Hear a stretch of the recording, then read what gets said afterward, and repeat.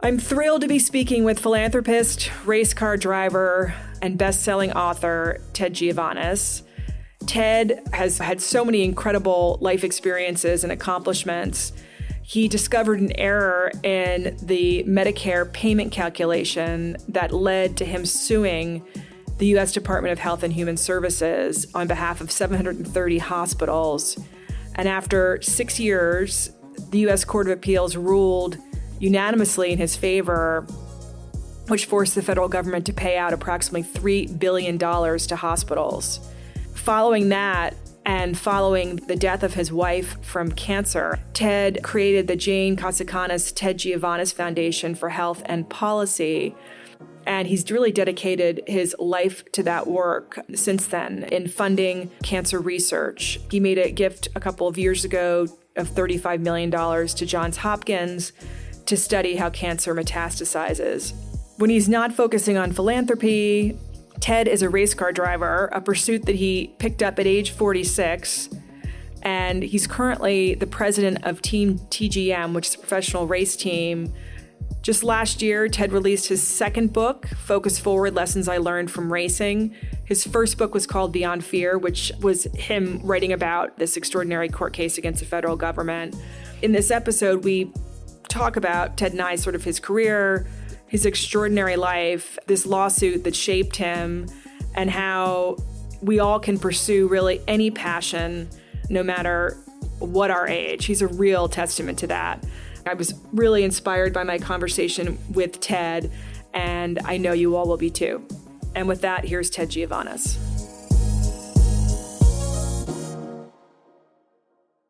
Ted, I'm so happy to have you here. As you and I were talking about before we hit record, I have been so interested in interviewing you. I've heard so much about you from my very dear friend, Matt Plum, who races cars with you.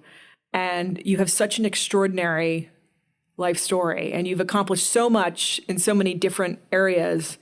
We're going to kind of hit these three different topics because there's so much about Ted Giovanis that I could cover in this episode. I don't know if there's another person who's done so many different things and as well as you've done them. We're going to go back. We're going to start with this incredible case and this incredible victory, but let's take it from the top. Where are you from? Where did you grow up? Tell us a little bit about Ted. Well, that's easy. I was born and raised in Baltimore. I lived there probably most of my life, in and around Baltimore.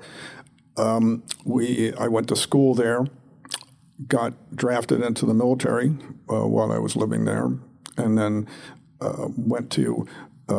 came back. Fortunately, when I was in the military, I got assigned to the finance corps in the middle of Vietnam. That was a good thing because most people were going to Vietnam. And so then I came back out, and that began my healthcare career once I got out of the military because I didn't go back to the job that I had before I went into healthcare, and that changed my whole trajectory. So moved away to Cumberland, Maryland to take a job as a CFO of a health system up there, and then eventually came back to the Washington area. So I stopped working in and around hospitals in Baltimore and did this Washington gig thing, which made me intellectually leave Maryland, meaning Maryland has a unique hospital payment system. Okay. And what we did is I sort of know all of the stuff that the rest of the country had to deal with, and that sort of changed the trajectory of my whole career after that.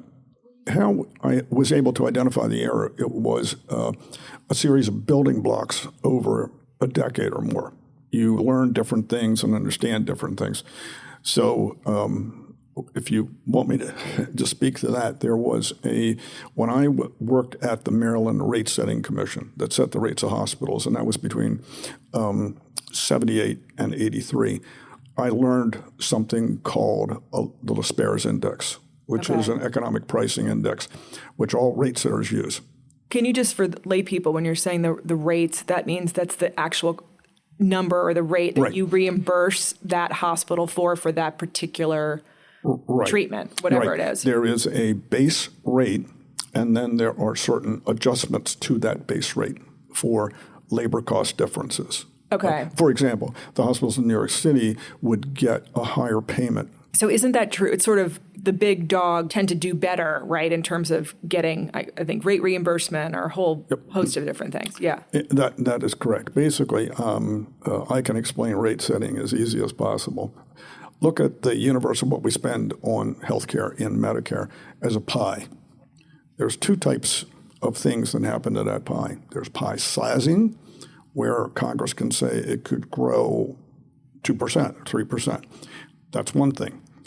Then there's the pie slicing function, where how it's sliced and who gets what.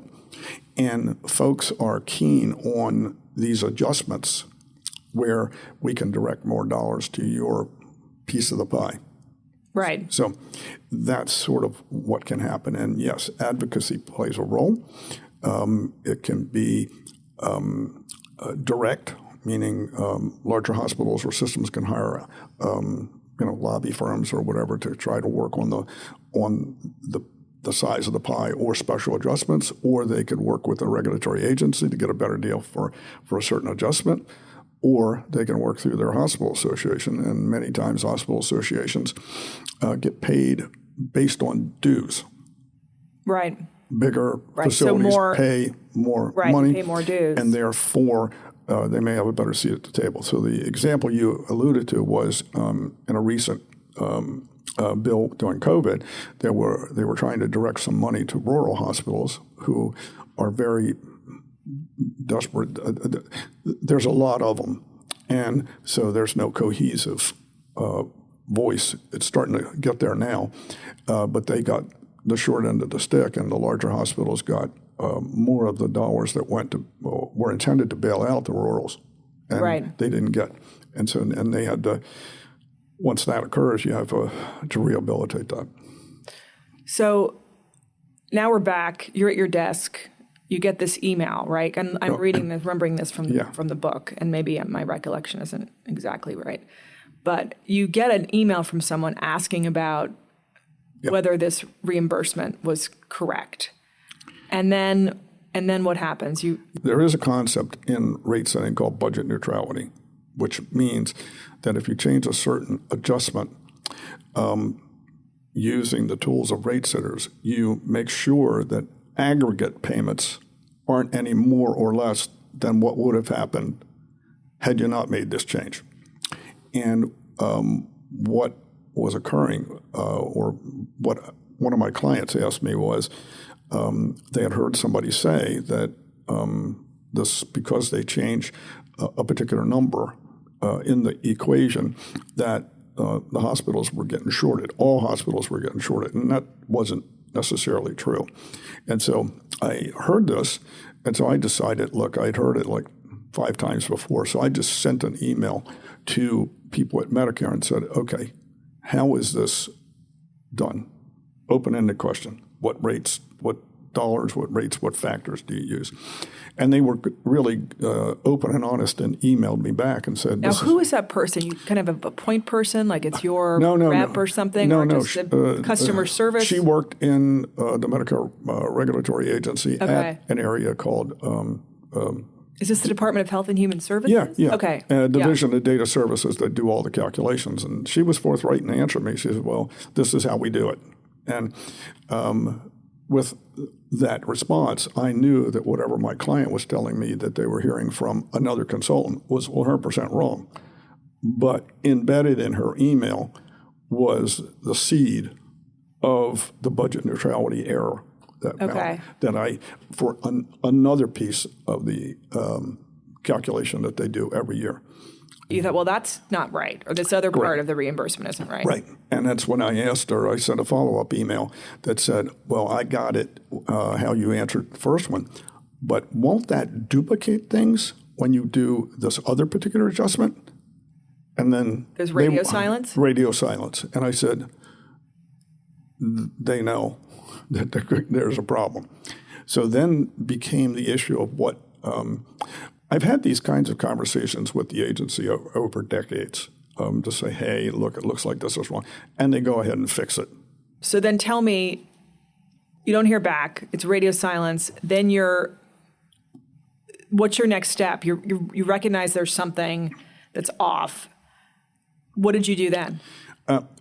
It was I forgot the sequence, but it's sort of like this. I talked to a friend of mine to confirm what I thought I saw, because it was pretty. It was ambiguous in the email. You had to understand 4 or 5 things all at the same time, and to associate these couple of words in the email with the error. So I contacted a friend of mine, actually happened to be in New York, and talked to him about it. And what does he do for Well, he's retired now, but he worked with me in the large firm that I had worked at. Okay. And so he would understand. So you just wanted to get a second set of eyes on this, yeah. Corroboration, okay. Maybe that's a word. And then what happened is and I wound up talking to somebody else who was also in New York through my friend Charlie, who happened to be a venture capitalist. And that started a discussion of trying to put together an appeal. And I had already engaged a law firm at the time. So there's a lot of stuff going on here. So an appeal meaning you're an appeal on behalf of the hospitals to say you owe us this money. Right. And just for people who are listening, when you're saying it's duplicate, what exactly were they supposed to be doing that they didn't do? So if what budget neutrality does is if they paid Leslie's hospital $1 more a year, and what they would need to do is take that $1 away from all the other hospitals. If that was the only one that got the adjustment. And so that's the neutrality of it. Well, what was happening was in their formulas, the minus $1 for Leslie in year 1 was reoccurring in year 2 and 3 and 4 and 5. So that's what was happening. It was a duplicate error. And what happened in 2006 was when I discovered it and I commented on it. I was the only one to comment on it. And so that is sort of what set the stage for them. And we started soliciting hospitals. We originally thought we were going to get 120 hospitals, and then there was a delay in the rule, which changed the date for filing appeals. Then we had 350 hospitals, and they changed the... You ended up having 730 hospitals. Yeah, and then that's in 3 successive waves. And so was there like a team of forensic accountants? How big was your team of people that were researching just how much that they owed these hospitals that they hadn't paid them? Very small. It was basically, I was the brains, but there was probably a handful of us, maybe 3 or 4. And, of course, my wife was helping me with the filing of appeals. And then we had this legion of people at the law firm, which were ultimately handling information that we would send to them. We would get the paper from the hospitals. We needed some information from each hospital. We would put them together and then send them to the law firm. Now, were hospitals hesitant to participate, worried about them appealing or essentially suing, right, the government for non-payment? Yes. They always were. The 2 named hospitals in the case, whenever you file an appeal and you've got a bunch of hospitals in it, usually the first 2 are associated with the case. That's the name. Right, okay. And so they were a little bit reticent, but then they ultimately decided that it was better to be out in the forefront than be in the back. And so when you're at the forefront and you're calling out somebody, then if something happens to you, it's blatantly obvious that they're trying to get back at you. Oh, okay. And so they don't know the other beyond the 2 named hospitals. Oh no, they know them all. They know each and every one. Yeah. And so the rest of them are like, but it's they just become a little bit reticent. I think and maybe they overplay that. Depends on how conservative their board is and their CEO of any particular hospital is. So. And then, so how long is that? How long is the process of you doing all the fact finding? And did you realize just how extensive the issue was? I guess you would, because if you saw that one duplicate, then you were kind of extrapolating out. Oh gosh, that one then becomes, it's like a snowball effect, right? Correct. And then Well, it's like anything that's duplicating. I think we characterize it in the book. It's like Albert Einstein said the most powerful force in the universe is compound interest theory. Right, yeah. Our problem was, and my problem was, I didn't know when it started. So I thought. Yeah. So when did you set that? When did you set it? I originally thought that it started in 2005 or maybe 2006. Well, actually, it started in 2000. So you have this, and I didn't find this out really until the end after we had won, when we started actually analyzing what everybody was due. And so, I actually was off the factor of duplication. I was off probably by a factor of 2. Wow. I thought they were underpaying them a half a point, and they were underpaying them 1.1%. So you got the team together. You're doing all this forensic accounting. Your wife is helping you. You're sending it to the law firm. And then where do you first bring an appeal? Is it where the venue is, where that first hospital is located, the named hospitals, or? The named hospitals were Cape Cod, which is in Massachusetts. And so we had these 2 choices of strategically go up in the circuit up that Massachusetts in or go down in D.C. We ultimately decided to go into the D.C. circuit because if you win and it only applies to the hospitals in Massachusetts, then it prolongs the whole exercise. I see. Because the agency could take the position that we are only going to pay off hospitals in that circuit.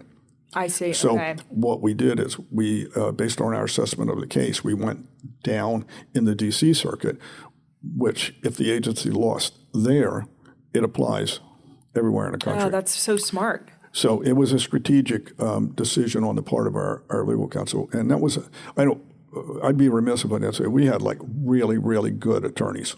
I mean, really good attorneys. When you're up against sort of the big man, right? In this case, our government. I mean, there must have been. We talked about the hospitals being a little reticent. What about you or anybody else? Scared about sort of, I don't know, any kind of backlash from pursuing it because the numbers are so significant, right? Yeah, the answer is to the latter one. Was I afraid? Not until later, not until after we won. I'll answer that question right now. Then Stephanie, one of our attorneys, said to me after we had won, she said, not everybody would do what you did.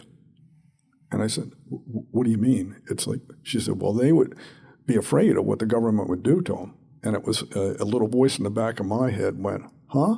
Yeah. and it's almost like swimming in it with sharks. You didn't know there were sharks in the water, kind of. I mean, you did. Well, that's what provoked the title.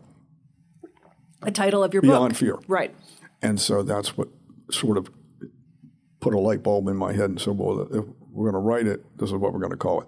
But no, what happened was once we got to the court, we got to the district court in Baltimore. You go to the district court, and then you get to the circuit later. The district court, we thought we had this, and what ensued at that point was what we call the fight over the comment letter. The comment letter was key, and so the government basically said, in a flip way, we never got the comment letter, and they never really denied getting it. They said I didn't call a specific number when I delivered it. Oh, I see. And so, what happened is, in that particular case at the D.C. District Court, we didn't have what's called oral argument, which means we didn't get to explain something that was wrong in the government's brief. So the judge made the decision that we lost there. We lost in the district court. But what he did is he allowed the comment letter to be in the record, which was a key for gave you later on for the appeal. Right. I see. Okay. And we appealed the very next day after we got the negative decision. We anticipated that they would say no. That was November 8th, 2010, and they finally came out with the decision. So were you shocked by the number, $3 billion, or were you anticipating that number, or? The government attorney, when he was arguing at the circuit, he said, "We talk about this in B's." That was one of his words. The government lawyer said that. Yeah, so they knew how much it was worth. Okay, and we knew it was pretty big, but we didn't know exactly. And that is what happened after we won. We began the arduous task of trying to figure out how are we going to calculate this. They knew they lost. I'm surprised they didn't try to settle with you. If the email goes silent, they obviously know there's something there. And so I would think, they'd want to try to settle before they expose themselves to that level of a judgment. Well, if the truth be known, one of our attorneys approached the agency well before we filed appeals and said, "Hey, do you want to settle this?" When it was only like 125 or 50 hospitals, 125. Yeah. And and they said, "No, it's a non-starter. Go away." But words to that effect. Yeah. And so we said, "Okay."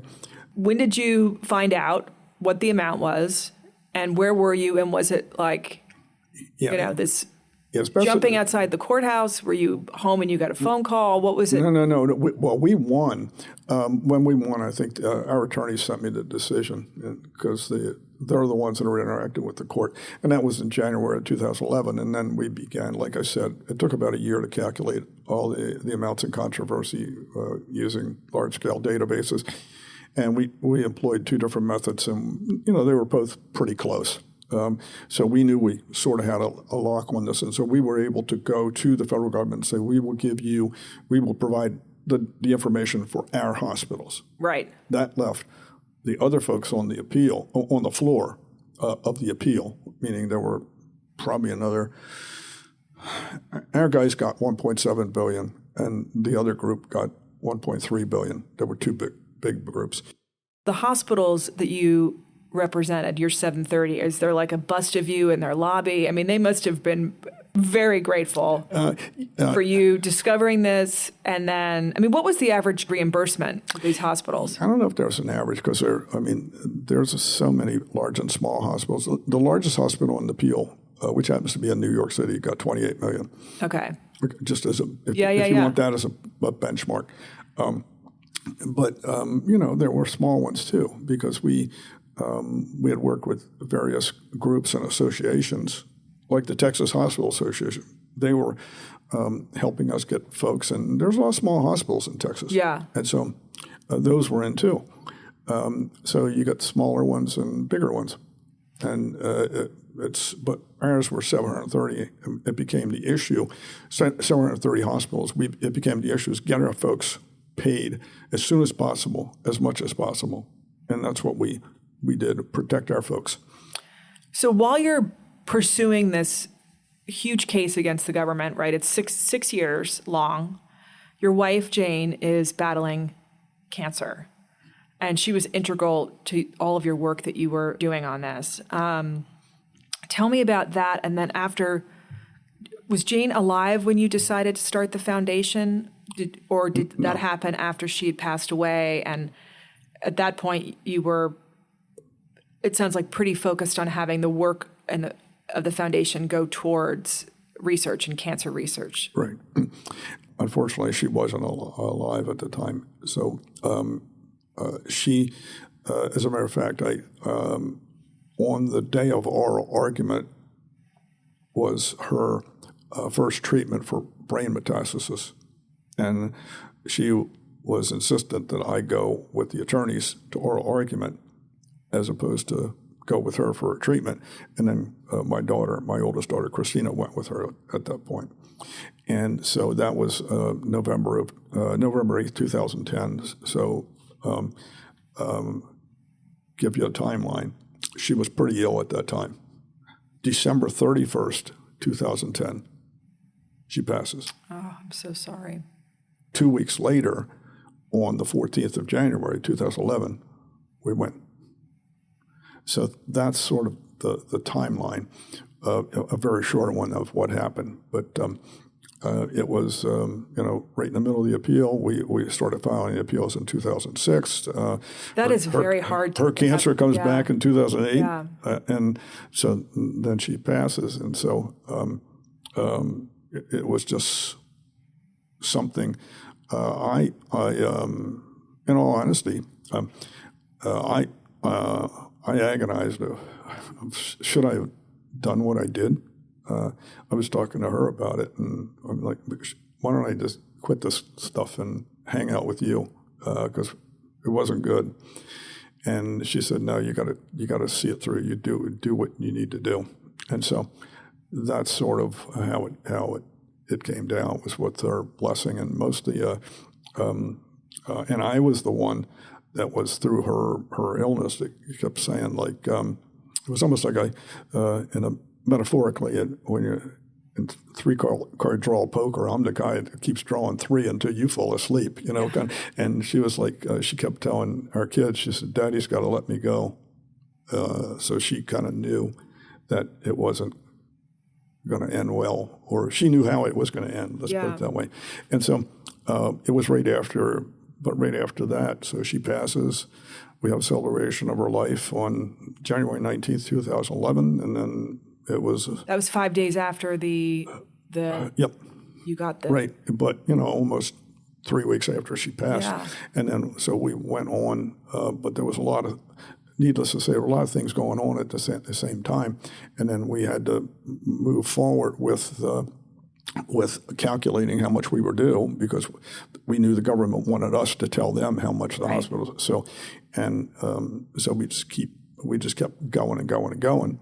And then, but in some ways, maybe having that, first of all, there is something that's very, for her to have this, working with you on this appeal, right? And having this thing that you're both fighting for and looking, in a way looking forward to, right? Trying to right this wrong. And then having her be such an integral part of that. I think there's something that's very positive and life affirming, right? For her and for you doing that. And then after she passes away, having the task of trying to calculate, what these amounts are, it's probably the last thing you wanted to be doing, but in retrospect, or in a way, having that to focus on is kind of helpful, maybe, to work through. It was, and then I think, but when you look at the ever-ending focusing forward, that I have to use another term. Yes, from your second book, there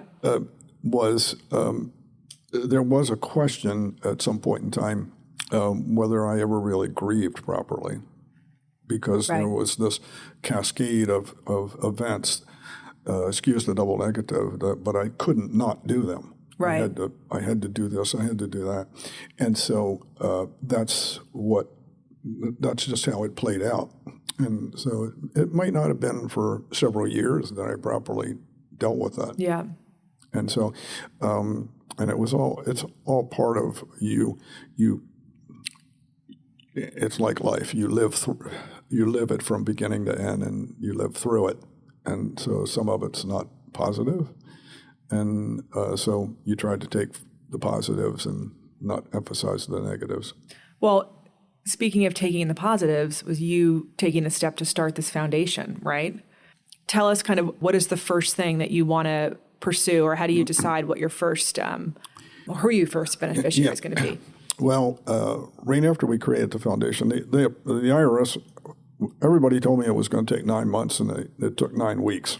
Because it's the Ted Giovanis, right? Well, it's the Beyond Fear, Well, it's not that. It's just that we just thought there'd be, they'd ask us a whole bunch of questions before they approved it, but they approved it.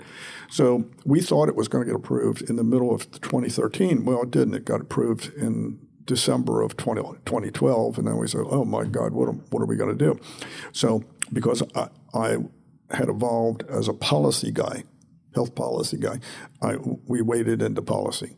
And we did that for about 1.5 years. And then in the middle of 2014. But wait, explain that to me. When you say you mean the people that you had hired to work at the foundation, you were like, and did you say, I want to look at policy around cancer research, or I want to look at, what kind of directive did you give this group to? We, basically it was, there's not, the foundation is not very large.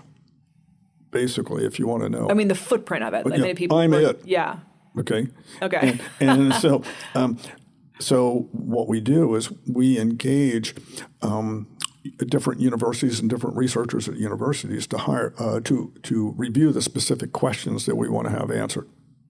And so on the policy side, we worked with George Washington University. We worked with Hopkins to investigate, coverage issues for healthcare coverage issues. Talk me through this because, okay, you're sitting in a room. I've started the foundation, right? It took 9 months. You're like, I'm my first task, and you kind of say, okay, I want to get all the information. It's like when you're going to do anything, you reach out to people that you know. Right, in your sphere and say, this is what I want to do. And you're looking for them to say, well, yeah, why don't you call this one or why don't you call that one? And then once you call those people, then you work up a project. It's kind of like that.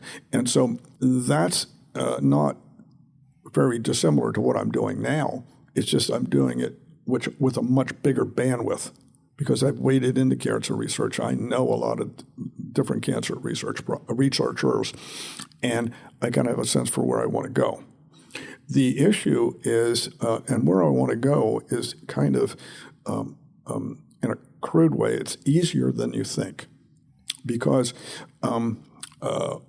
if I can use this metaphor, think about football.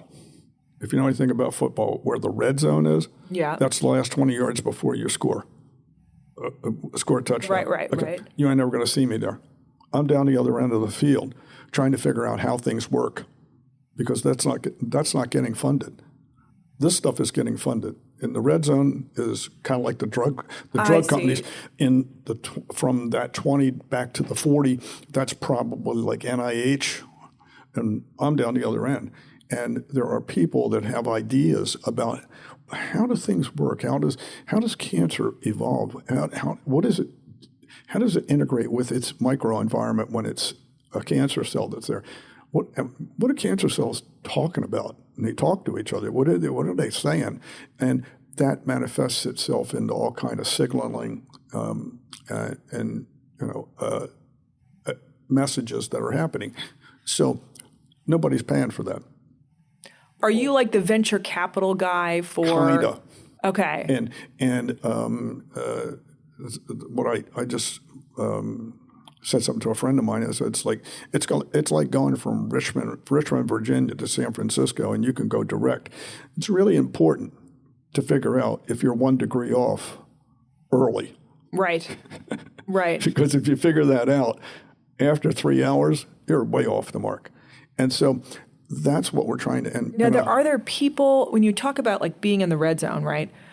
Are there researchers that are like all-star draft picks, right? They've won certain prizes for early on research that they've done in this. What it does is it comes from, if I have a particular interest, then I can talk to I've now built an advisory council on my foundation, so I can, covering a wide variety of disciplines. There could be immunologists, oncologists, but a lot of researchers, mathematical modelers, anything.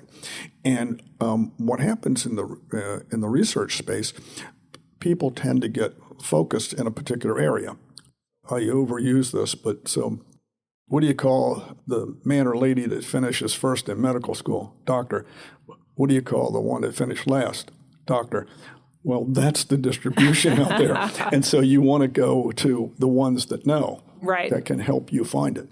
What we want them to do is focus on the questions we want them to answer, and we'll structure an agreement with the organization that politely, I mean this respectfully, but we'll keep the organization out of the researcher's hair.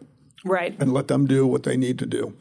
And so that's sort of how we approach it. I'll give you an example of something that we have an annual symposium the foundation does, and one of the people that we're going to invite, I don't know if she's going to come, but an interest that I have is the role or lack thereof of exercise and weight in cancer. Yeah.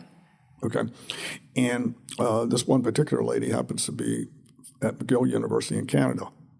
So, that might be something we might work with downstream as an example. So, or if, let's say, this lady, we could work with her. We might get her to collaborate with another lady or man or whatever who has nothing to do with gender. It has to do with science, and wherever they are, because you put two good brains together, you got a little bit of synergy, and maybe you can find stuff out.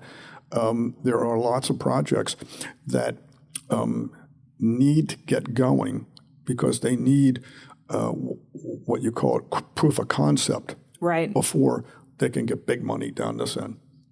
I see. Again, it's sort of like that early seed funding, right? Just to get them enough of what they need to then kind of go out to get additional funding, right? Yeah, and the key that changes this dynamic is you have to make these investments, and I use that term loosely. You have to invest in these researchers in a kind of risk-averse manner.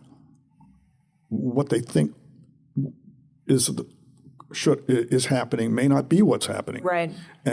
But knowing that it won't work or it doesn't work that way is good information. Well, that's one of the things you go someplace else, right? You mentioned the collaboration. I think, and having interviewed a couple of doctors so far, and having a bit of involvement with Memorial Sloan Kettering, it would be very helpful to have more hospitals that are doing research, institutions that are doing research, pharmaceutical companies that are doing research, to be sharing with each other what they've already covered that's gone wrong, so that other institutions aren't wasting their time, testing that out. And I know a lot of it's about ownership and that sort of thing, but it would be so helpful in the scientific community have that kind of sort of transparency and collaboration. One of the advantages of having, like, for example, just you and I working together on a project is we get to learn about each other's failures. Right. I don't mean that disrespectfully to anybody, but I tried that, didn't work. But what else do you think it could be?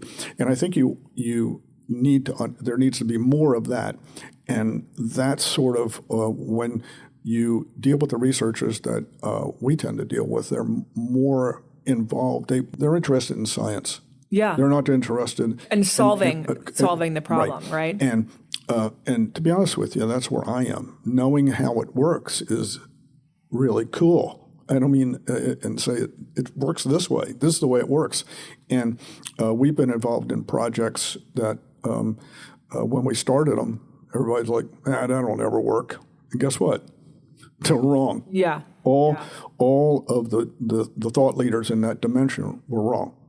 And so I'm like, okay. I love it when that happens. But I mean, it's all about, then quickly a guy like me would say, okay, so now what do we do? Yeah. What are we on to now? So what do we do now that we know that doesn't work? How do we go about this? And it's not me calling the shot. It's the scientists. It's the researchers. It's a kind of more of an interdisciplinary team. And so that's sort of where we have to take this. Well, how did you, so you made this huge commitment, right? $35 million to Johns Hopkins, and you created this Giovanis Institute for translational cell biology, right? And so you obviously have great confidence in their team. You're very excited about this project. Tell us a little bit about it and what kind of work they're going to be doing. I think it's going to be lead to a lot of different discoveries. Again, I think you understand a little bit about how I do what I do in my foundation. And it's like ramp up is one of the things that I was doing is figuring out how do I scale what I'm doing? Meaning in my foundation, how do I give it scale, make it have a broader bandwidth? And one of my friends told me he gives it the mother-in-law test. He says, he tells her he's working with Ted Giovanis, and she says, who? He says, oh, but we're working with Johns Hopkins. She says, oh, I know them. Right. And so it's more to give a broader platform. And at about a year and a half, 2 years ago, I was talking with a researcher at Hopkins who I had worked with on other projects through NIH, and that I had gotten to work with this individual, Andy. And we started talking about, in a general sense, legacy issues. And that was where the seed for the Giovanis Institute came from. Basically, what the Giovanis Institute does is three things. One, tries to delve further and understand breast cancer metastasis, because metastasis is what kills people. Yeah. It's what Jane always called the cell that got away. It's the next one, looking for similarities between breast cancer metastasis and metastasis in other cancers, like pancreas cancer. And the third one is award projects in a risk-adverse way to good researchers. Does this sound similar? For cancer research. For cancer research. Yeah. And so that's what's really transformative about it, because it scales. That latter piece scales what I do, meaning makes it bigger. There's more projects going on. And so what we want them to do, and they have, just because it's Hopkins, they have, many academic medical centers will have this attribute, but they got patients over there. They have data sets that they may have derived from repeat patients that have gotten clinical treatments, maybe different clinical treatments.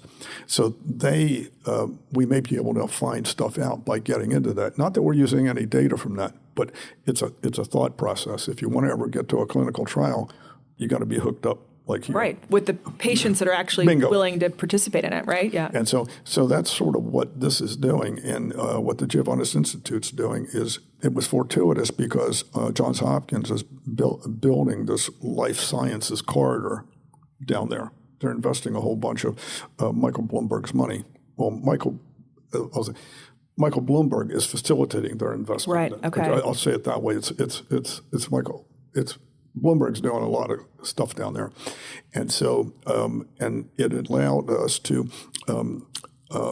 congeal many of the various labs under one umbrella, under the Giovanis Institute. And so, the associate director of the Giovanis Institute was just brought down from Cold Spring Harbor. Oh, great! From those labs, that's great. So look at it as a philosophy. Look at the philosophy of collaboration and working together. And so you co-locate labs, organizations grow, and they put your lab over there and my lab over there, where it's more difficult when we're not beside each other. Right. Yeah. So there's a lot of this. Is going on, and they can do innovative things.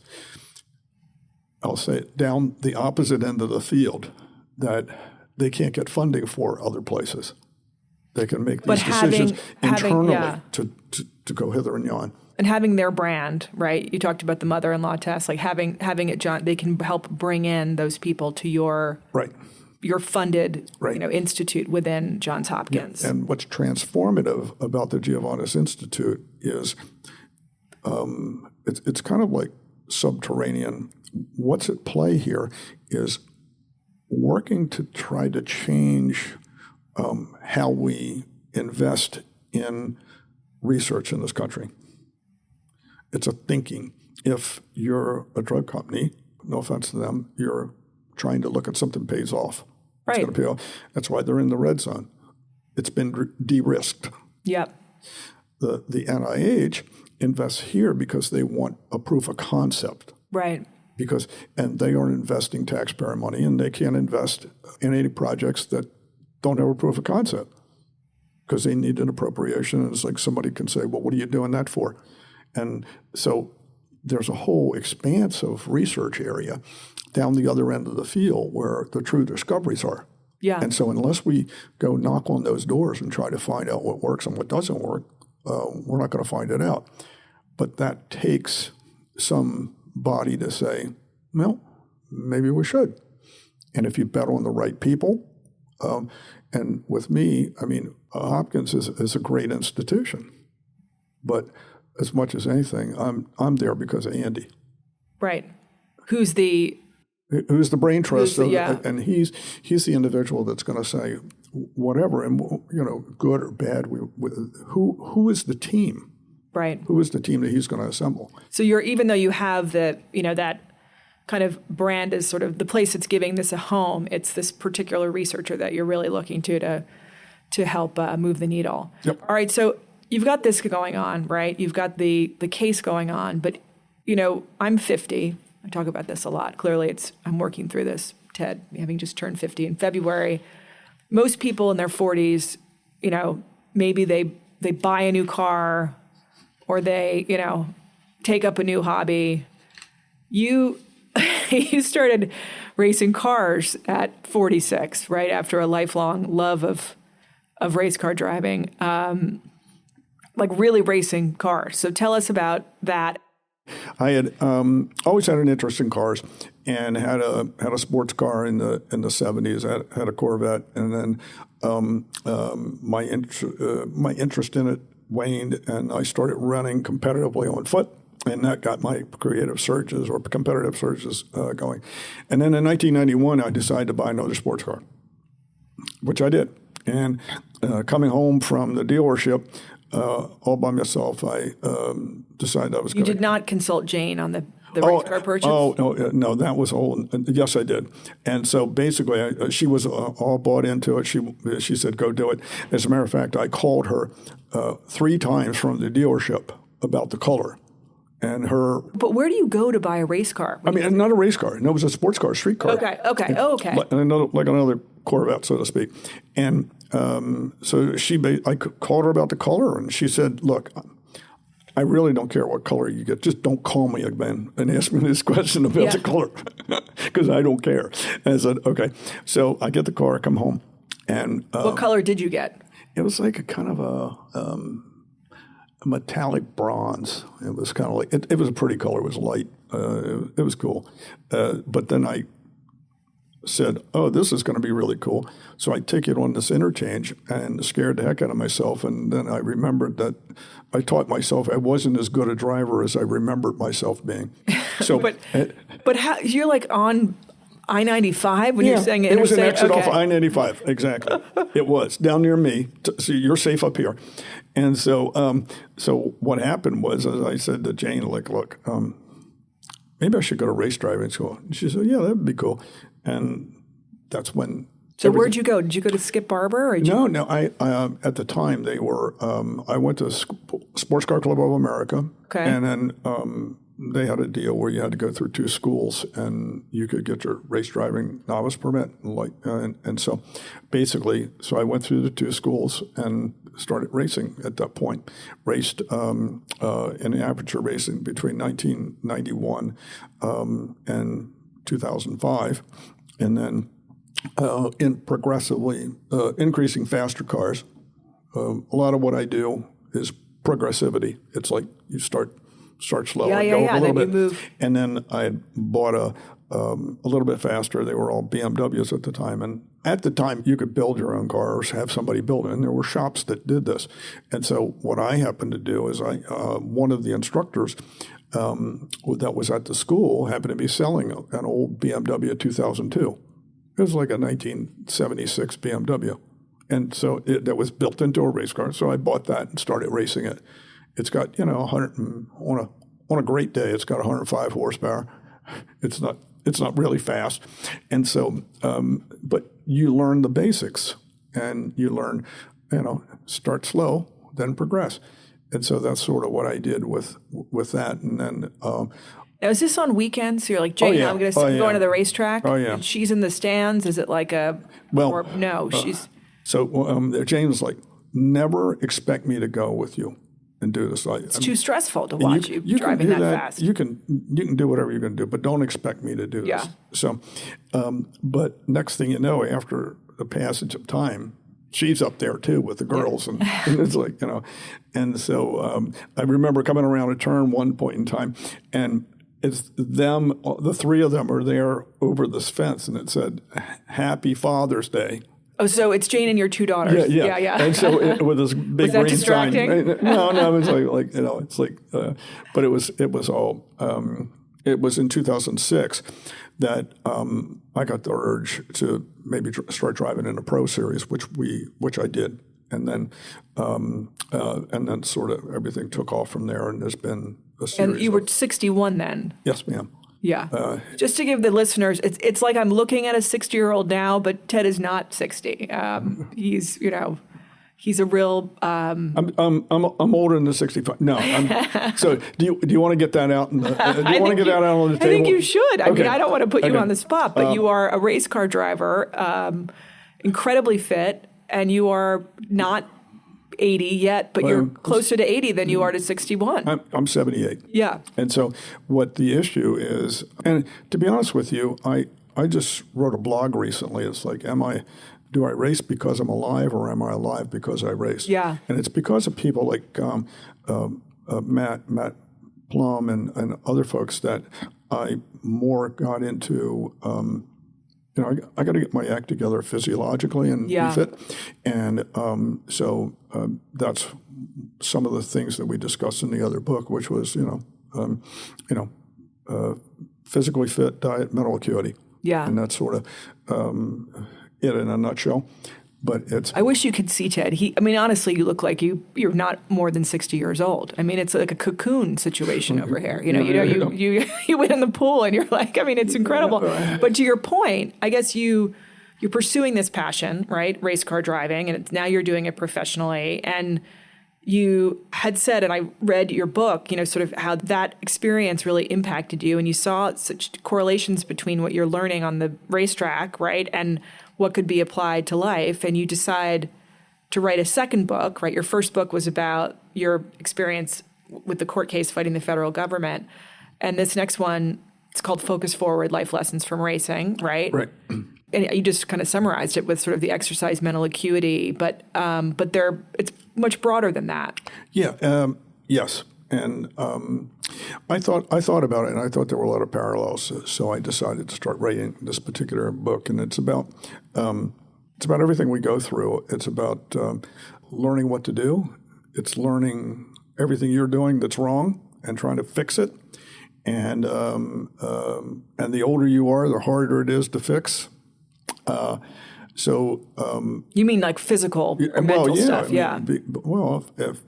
If you're 60 years old and you have a bad behavior ingrained in you, you've been doing it for a while, so you're going to have to. How are you going to get rid of that?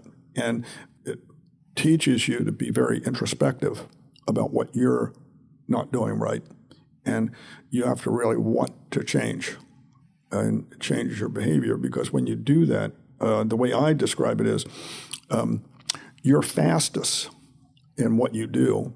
In your reaction times when you're operating in your subconscious.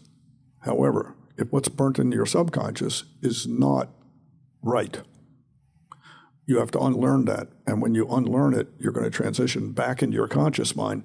And when you do that, you'll go slower. Again, you asked me earlier sort of, why would you want to interview me? I'm like, my gosh, why would you not want to learn from you? You have such an extraordinary life.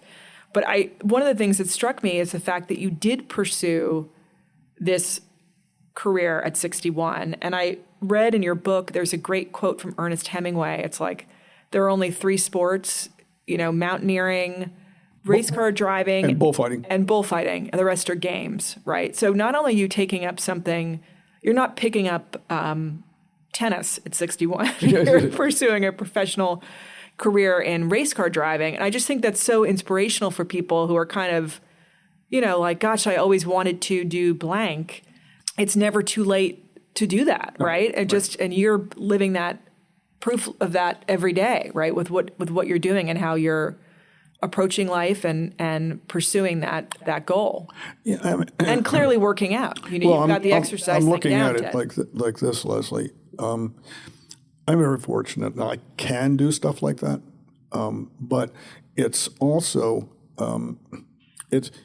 I don't look at it in a crude way as any different to what I did with laying down my consulting practice and going into cancer research.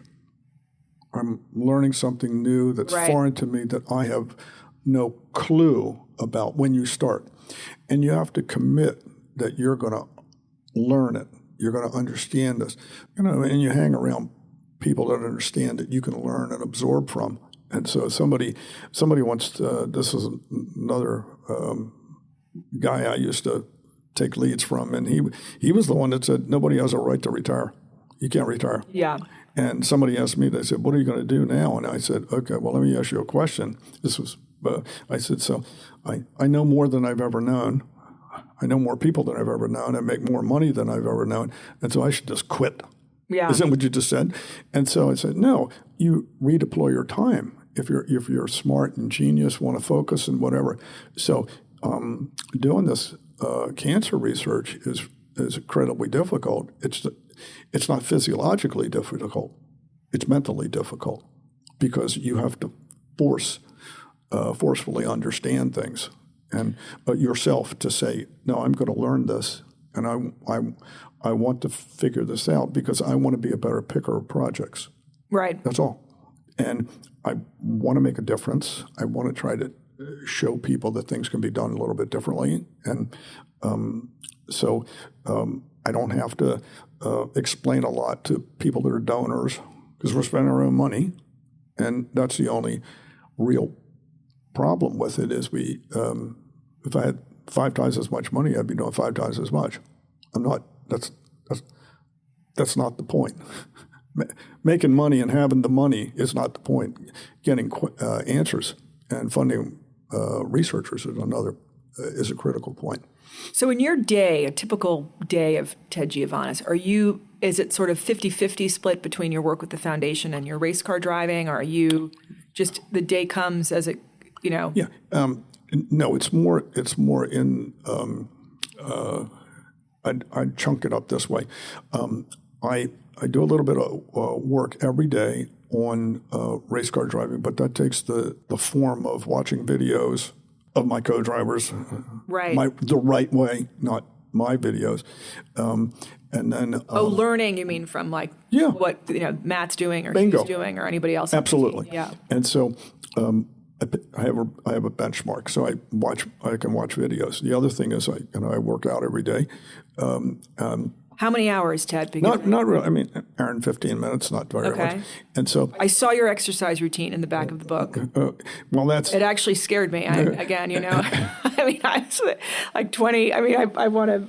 Well, I guess anyone listening, you've got to buy the book to see it because the book is terrific and it does. And it's some good. Yeah. It's inspiring for me to look at that. I need to be doing more. Well, I mean, more than my squats. Well, and I'm going to come back to that, but the issue is just trying to. Right now, I'm spending a lot of time on the cancer research, but primarily we're putting together our symposium agenda, which is going to be in October. So that's requiring some little bit of effort, and then I'm re-engaging. I have some retiring cancer projects that I'm going to replace with something, and I'm now going through the investigatory role. So I'm spending a lot of time there. But once they get in place, I won't be doing that. I do a lot of writing.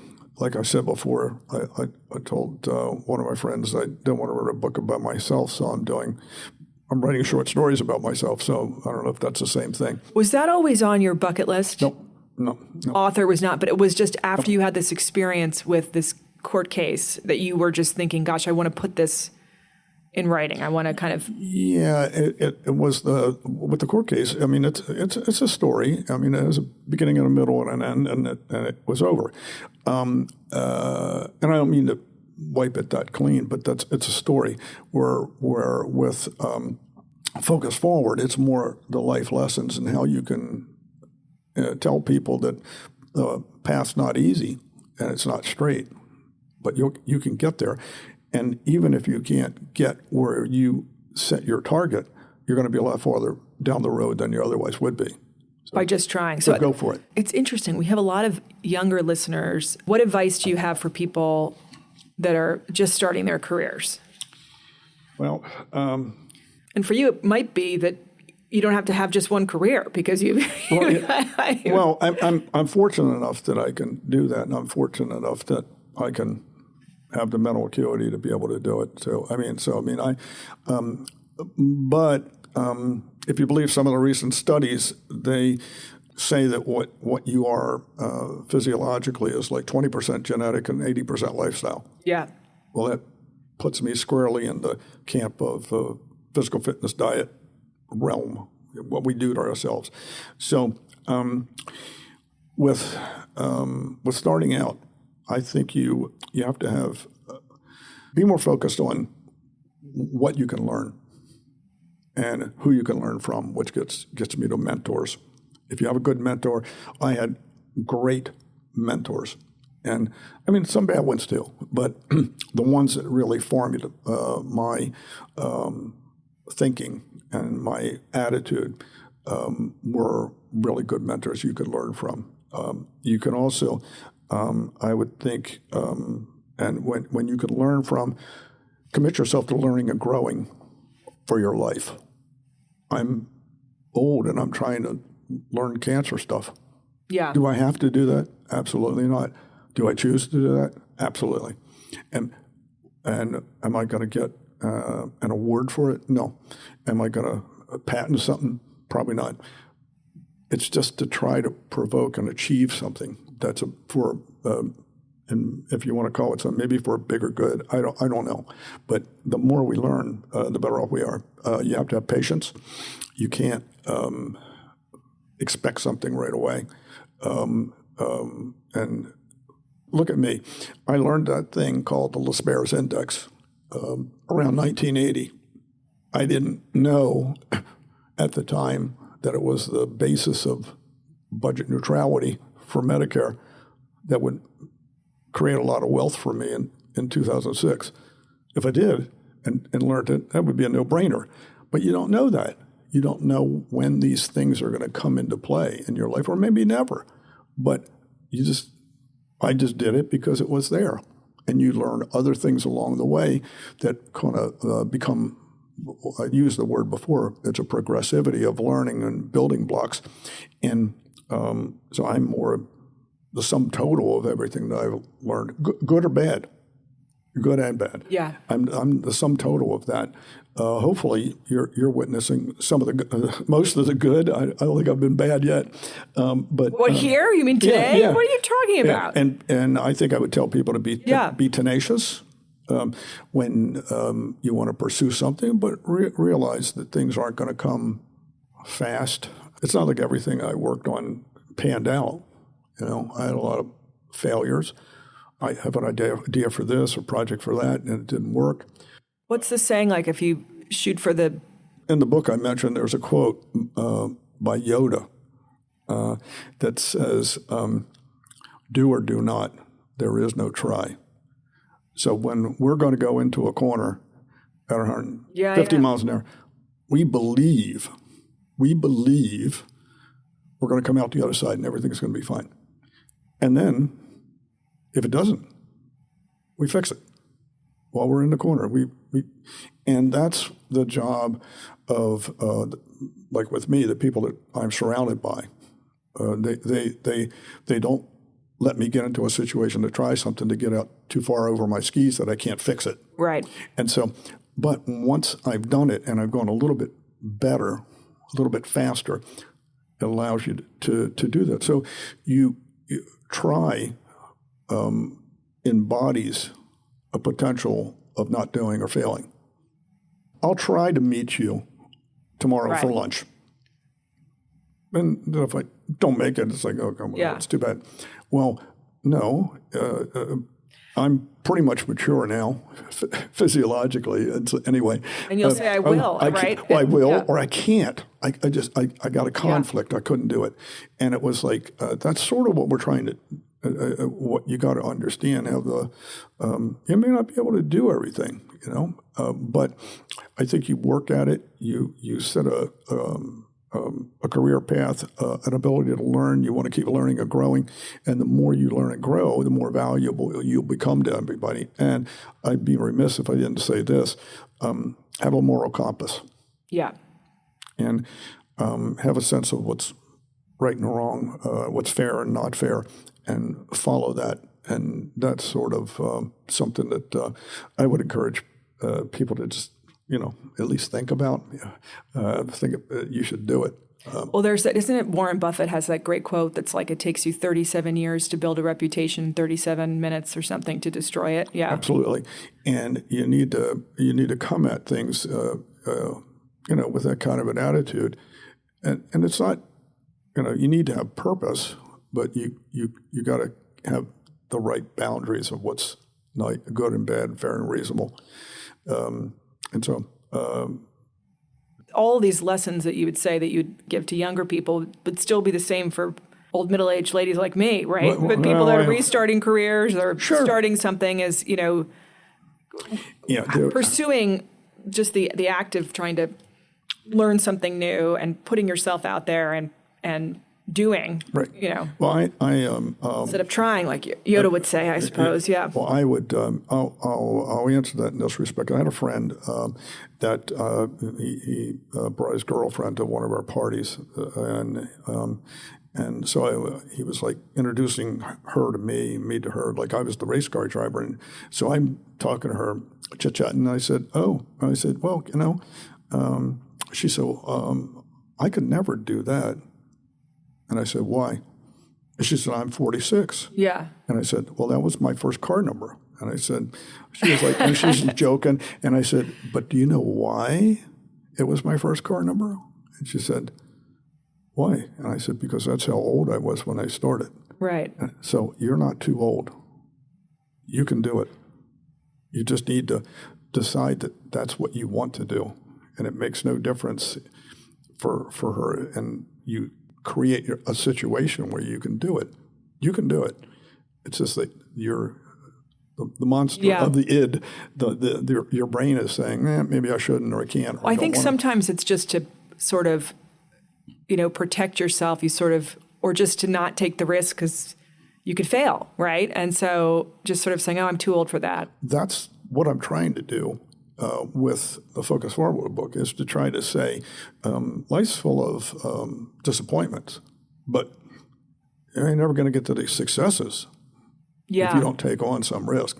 But it's part of living, It's like you just there's all this kinds of stuff you go through, but having control of ourselves and trying to surround ourselves with the right people and getting the right advice from people.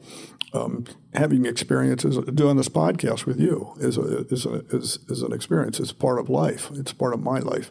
So it's really, Well, it's that pursuit of I think constantly kind of putting yourself out there, being willing to try something new. So what's next for you? What's on the agenda for Ted Giovanis? You're working on the short stories, right? That's book number 3. Well, I don't know what we're going to do. Do you have a big race coming up? I mean, we have a race coming up. We're going to seek. I think it's like 7th, 8th, 9th, and 10th of May. Okay. So that's our next big race, and then after that we go to Mid-Ohio, I believe. I'm already figuring out what I'm going to do tomorrow, and I have a list of things to do. And if you don't believe me, I can show them to you. I bet you do. You probably have it in your file right there. I've got to show you my list too, because I keep my list on my. But I kind of like writing it down. Yeah. And one of the good things about doing that, my daughters have been, one's 35, one's 39. My daughters have really encouraged me to do that, because they want to understand the dimensions of what their dad is. When are you going to start working on your memoir? My father's working on his memoirs right now. He's almost 85. This is that maybe you have to get into that decade to start. Yeah. I don't know. I write the short stories because I didn't want to think through writing a whole book.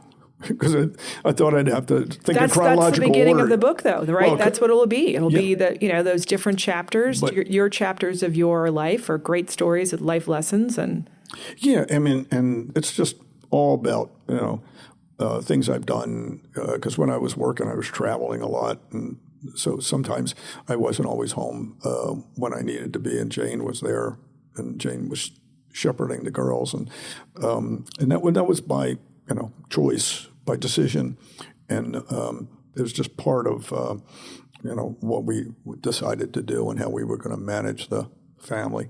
But it was so. I'm gonna keep writing. I'm sure there's going to be another project. I'm looking for, like I said, I'm looking for 2 or 3 more cancer projects, and so I hope everybody doesn't call me that's a cancer researcher. Could have called me up By the looking way, for money. my wheels are turning because I actually do have someone I think I could connect you with at Sloan on that. But anyway, we can talk about that offline. But what an exciting thing, though, right? To be looking for and learning more about what's happening in that space. And the stress is that because we're dealing with limited resources, we have to pick wisely. Right.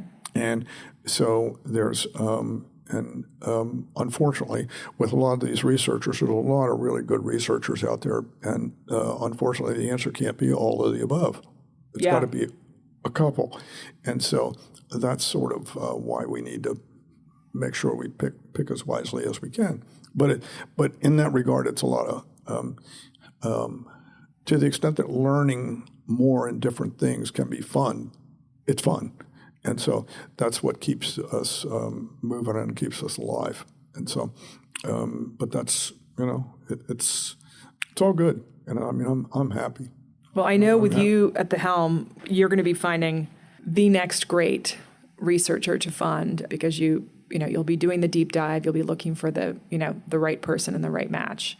But Ted, honestly, so absolutely delightful to have you today. It was so great to meet you in person, and I really appreciate you coming and taking the time. And I know, you're an inspiration to all of us about, kind of pursuing things that are wrong to make them right, and being someone who is pursuing your interests, not letting anything, age or anything else, hold you back. It's very inspiring, and I look forward to seeing what comes next for you, both on and off the racetrack. So, the only thing I can say is I didn't get here sort of on my own. I had some good tutoring along the way, and people and one of the individuals that was made a bigger impact on my life was a guy named Mike Vance, and I didn't work with him, but he was in charge of creativity at Disney at the time, and he imparted through tapes and courses that I listened to him on, but he had these half-hour discussions about one thing is when he was at a cocktail party at Disney, and all the other animators were asking him what he was working on, and he told them, and his staff pulled him over to the side, and he said, "Walt, aren't you afraid they're going to copy what we're doing?" And Walt said, "I don't care. I can create faster than they can steal." Yeah. That was a guiding light for me in business. I was always ahead of where they were. Another concept I can tell you, it's like a checkbook full of people is better than a checkbook full of money. Yeah. The more people you know and the experiences you have and the people you can call, just it makes your life bigger. And the last one I'd give you is there's no corner on the market on brains or ideas. Yeah. It can come from anybody, anywhere. I don't mean this the way it sounds, but my girlfriend is significantly younger than I am. I learn from her all the time. Yeah. All the time. So, I mean, what am I going to do? Put blinders on and say I can't learn from anybody? No, it's totally different experiences. And so that's what you want to do in research. You want us all to learn from the same things, or we're not monotonic, but we all have different dimensions to our lives, and we've grown to be different people. And so that's all what the spice of life is. Yeah, 100%. And so that's what's great about it. That's what's great about life. Well, you are taking, life by storm, Ted, and are truly an example, honestly, to all of us. So thank you so much. It was so great having you. No. That brings us to the end of this episode of The Interview. A huge thank you again to Ted Giovanis for joining. And as always, thank you all again for listening. If you enjoyed the show, please rate and review us on Apple Podcasts and follow us on Instagram at The Interview with Leslie. A new podcast is released every Wednesday. And until then, this is Leslie, and don't forget to join The Interview.